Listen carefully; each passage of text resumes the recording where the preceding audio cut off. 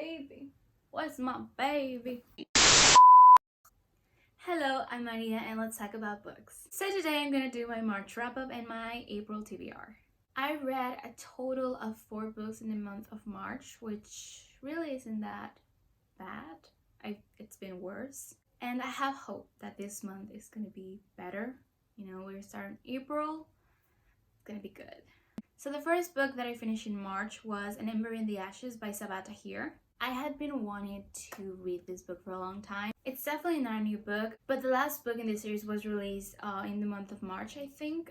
And everyone was talking about it in my TL, so I was inspired to read it. So if you don't know, in this book we follow Laia, who is a slave living under the Marshall's Empire. In this empire, you get killed if you step out of line, so Laia and her family know how to keep a low profile. But one night, her life changes when the Masks, a group of marshals, are trained to kill and terrorize the librarians who are enslaved, come barging at her door and arrest her brother for treason. She joins the rebels, and in exchange for help to save her brother, she has to become a spy.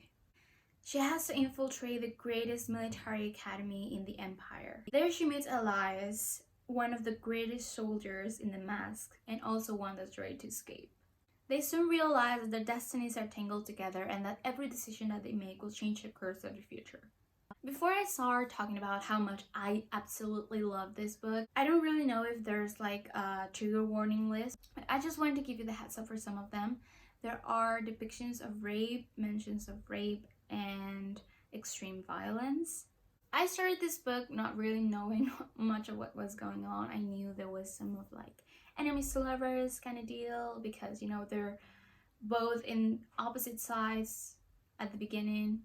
I really was grasped by this book. It really excited me because for the first 2 months of the year, I was not really into reading. Like, I was not feeling myself. These violent delights actually got me out of a reading slump. I just hadn't found anything that would like really push me into a reading spree, and An Ember in the Ashes really did that. I really like the fact that Laia is a very sincere character. She's 16 years old when everything happens. Like, she sees things that no one should ever see, but she's still afraid and very much human, but she still wants to do what's right, which is to save her brother, and she does everything that's in her power to accomplish that, and she's so resilient and strong. Believe me, I cannot believe the amount of strength that one has to go through everything that she goes through in this book. I also really like the character of Elias. There is a lot of twists. I really like his character because of the moral compass that he carries. Like, he knows everything that's going on in the empire is absolutely wrong. We're also kind of shown like the two sides of the coin. You know, we have these people that have attended this academy for years and that know how harsh and hard the empire is, but still believe every lie to survive. And I gotta say, I wanted to punch every single one of them. Like, I had not ever wanted to punch a character so much as I did these characters. Like, except for Laia and Elias, I wanted to punch everyone. I was so done with their fucking colonizer mindset that we saved them. Oh god, no. I gave it a 5 out of 5 stars because it was an excellent read. Not only the characters, the plot, the world building, the writing, everything was so perfect for me. I could not have wanted anything more from these books. They gave me exactly what I wanted, and I didn't know what I wanted. It was amazing. I can't wait to read more. The second book that I read in the month of March was Chain of Iron by Cassandra Clare. Chain of Iron is the second book in the Last Hours trilogy. I did not think I would like Chain of Gold, the first book in this trilogy, as much as I did. I was very curious to see where Cassandra will take these characters. We get to see the characters from the Infernal Devices be parents, and we follow the lives of their kids. And I was curious because one of the main things from the Shadow World is that everyone has issues. Like, everyone has had family issues, and these characters have grown into loving, caring, understanding families. Well, most of them. And it was very interesting to see what that would be like because they don't have that much trauma to go through. I really like Chain of Gold. I think I gave it a 4 or 5 out of 5 stars, something like that. I'm so excited for this one. We continue right where we left off in Chain of Gold. And oh my god. I guess it's a non-spoiler review because I really want to talk about this book a little bit more. I would say that I really enjoyed it. I think it passed the second book test. It was not boring. I think it really helped with the characters' arcs. It really helped the plot. I really like the fact that we get to see a little bit more of some characters that we hadn't seen before and to see the relationships between some of them. I do believe that it was lacking in female friendships. I think pretty much at this point, even if you love Cassandra Clare's book, you can see that she has a little bit of issues when creating female friendships. I mean, there was female friendships, but I want to see more. We're always reminded of how much Will and Jem loved each other and how much James and Matthew love each other, but I wanted to see more of Cordelia and Lucy being pair of a tie or practicing to be pair of a tie. Overall, I really enjoyed it. I cannot wait to see what's next. So if you don't know what's been going on and you really want to, I would recommend reading The Infernal Devices first and then The Last Hours. I'm going to start talking about spoilers, so if you haven't read it, please go to this mark and I'll see you there. I am in love with James and Cordelia. I'm a Cordelia stan. I'm sorry. I mean, I stan Cordelia with everyone because she's so amazing. Another one of my critiques about this book is that sometimes it didn't feel like Cordelia was the main character. It feels like James is the main character, and I don't like that. I love James. I think his character has been very underappreciated, but I love Cordelia, and she's the main character, and I think we need to see that more. I knew I was gonna love this book since the ending of Chain of Gold with the fake marriage plot. That's one of my favorite ones. Maybe it's not yours, but I love fake relationships, and I knew how in love James is with Cordelia, and I wanted to see more, and we get to see that despite the fact that he's still wearing the bracelet, he's so in love with Cordelia, and the times that we get to see them being so homey, it's just so beautiful.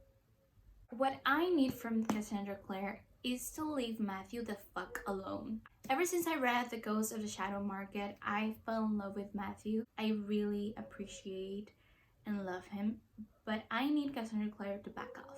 I've read theories that, you know, the ending where he lives with Cordelia is not Matthew but another person, and honestly at this point I would rather that than have Matthew go to Paris with Cordelia and then have his heart broken. I'm sorry, but I don't like the fact that Matthew has been used as a plot device for James and Cordelia.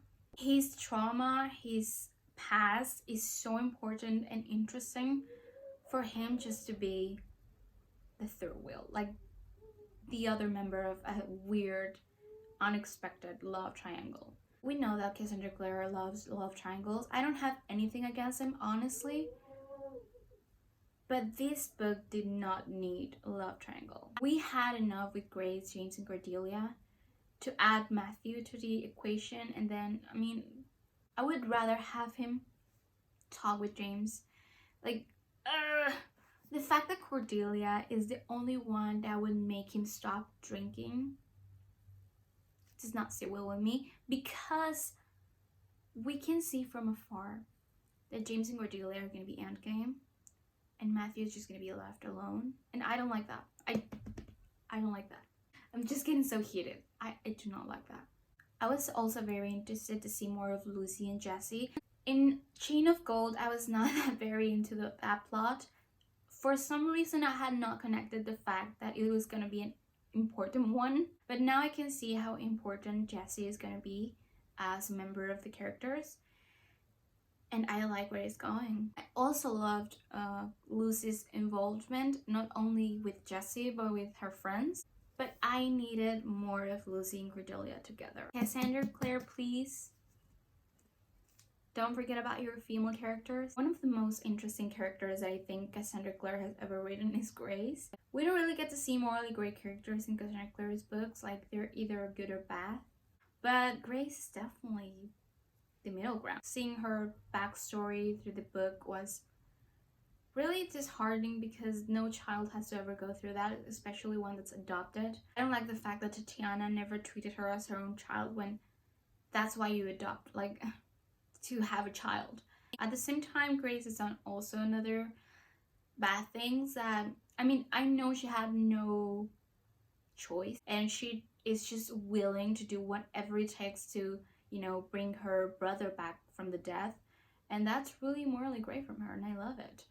But I don't really like what she's done to James, honestly. The fact that James has not been himself for years really pisses me off. And the fact that it's caused Cordelia heartbreak, not on my watch. No one hurts Cordelia on my watch. Also, let's talk about the gays.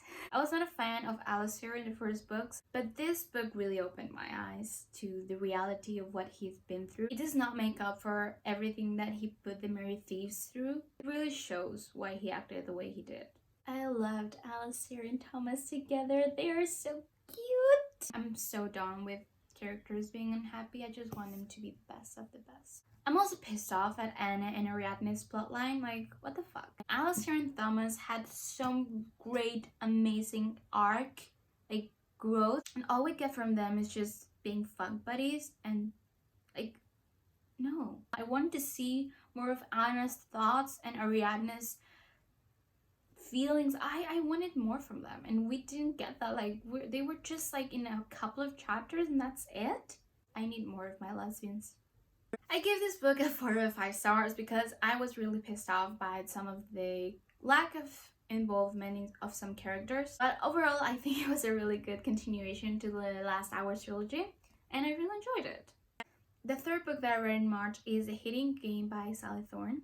This one was a reread because I've already read The Hating Game several times before this.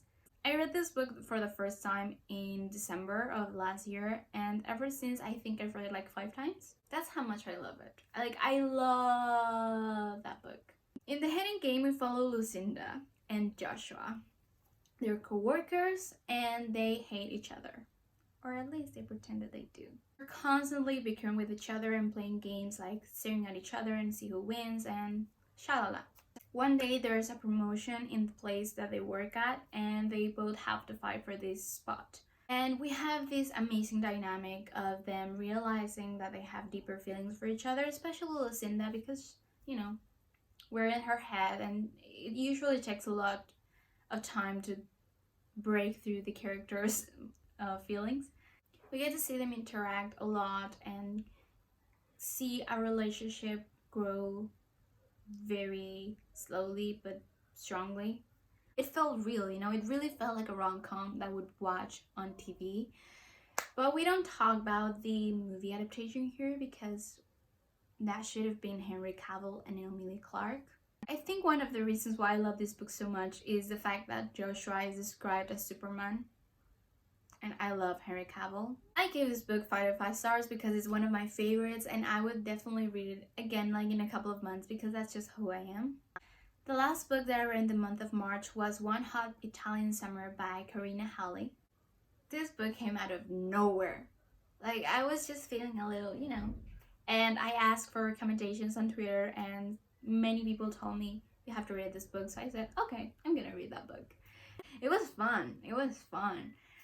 New adult is often dismissed because of this type of covers, but they have really good story. In this book we follow Grace, who has recently lost her best friend and her writing partner, and she's completely lost because she has to write a new book by herself and she doesn't know how to do that. She lives in gloomy Scotland in her small apartment and she just has lost the inspiration. Her new agent, a hard, successful, serious woman who is desperate for her to write again, sends her to her villa in Italy. A day after she gets there, Grace is interrupted by Claudio, her agent's ex-husband, and her son, Fanny. Grace's plans to write are soon delayed by them, but soon she finds her muse in no other than hot, handsome, rich, and clearly off-limits Claudio. It was a really fun read. I'm not used to reading new adult like this, and it was very interesting. It was really hot, really steamy, a lot of sex scenes like it's expected from these books. I like the fact that it's all about her writing and how she's clearly still grieving her best friend and her partner. It's really interesting also to see how different types of art need different types of muses. Grace is a writer and she usually gets her inspiration from situations and feelings rather than just whole people, I would say. But Claudio is a sculptor and he gets his inspiration from just the image of people. It was a really fun book. So if you're into hot, fun, laid back books, I would really recommend reading this one. I really liked it and I gave it 4 out of 5 stars. So my April TBR consists of 4 books, so hopefully I will read all of them. So the first book on my TBR is The Magician's Nephew from the Chronicles of Narnia by C.S. Lewis. I decided to read the Chronicles of Narnia for the first time because I have not yet. I loved the movies as a kid and I was watching them actually a couple of days back and I was just reminded of how magical and how much I love this world and I wanted to get back to it. So I'm starting with chronological order because this is the only book that I have as of now. So I'm gonna start with this one. We'll see how it goes. Another book that's on my TBR is The Atlas Six by Olivia Blake. All I know about this book is that everyone loves each other and that my TL is crazy about this book.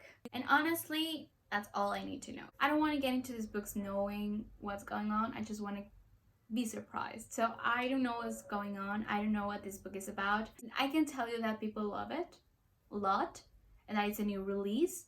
So I also know that the physical copy has very gorgeous drawings. I also plan to continue the Ember in the Ashes series by Sabaa Tahir. So I'm going to be reading A Torch Against the Night. That it's the second book. I actually already started it.